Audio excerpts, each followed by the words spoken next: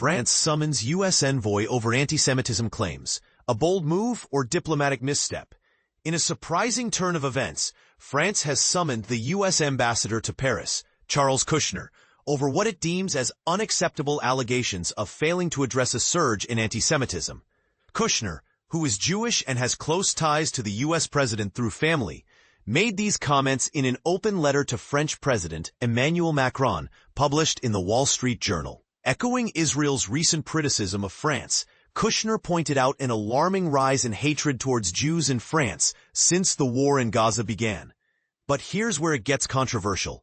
France firmly refutes these allegations, stating they are unacceptable, and has called for Kushner to appear before them.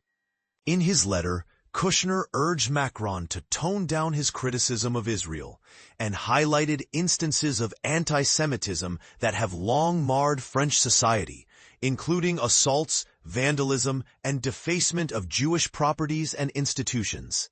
He even cited reports from France's own Interior Ministry about anti-Semitic incidents occurring at preschools. Kushner expressed his willingness to collaborate with Macron and other French leaders to develop a serious plan to combat this issue. However, the French ministry emphasized that since the 1961 Vienna Convention, ambassadors are prohibited from interfering in a country's internal affairs. This situation mirrors comments made by Israeli Prime Minister Benjamin Netanyahu, who also wrote a letter to Macron last week. Netanyahu accused the French leader of contributing to anti-Semitism by advocating for international recognition of a Palestinian state, which France plans to formally recognize in September. When announcing this plan, Macron stated the importance of building the state of Palestine, ensuring its viability, and promoting security in the Middle East through its demilitarization and full recognition of Israel. He has previously condemned anti-Semitism as contrary to French values and increased security measures to protect synagogues and other Jewish centers in response to anti-Semitic incidents linked to the Gaza conflict. The war, triggered by a Hamas attack in southern Israel on October 7, 2023, resulted in approximately 1,200 deaths and 251 hostages taken.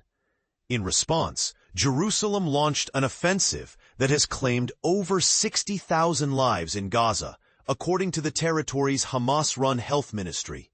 Last week, a famine was declared in Gaza City, with the Integrated Food Security Phase classification reporting that more than 500,000 people face catastrophic conditions characterized by starvation, destitution, and death.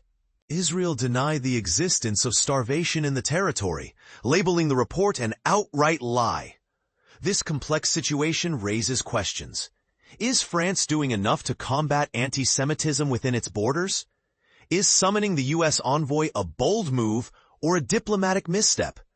And what role should international leaders play in addressing this sensitive issue? Share your thoughts and opinions in the comments below.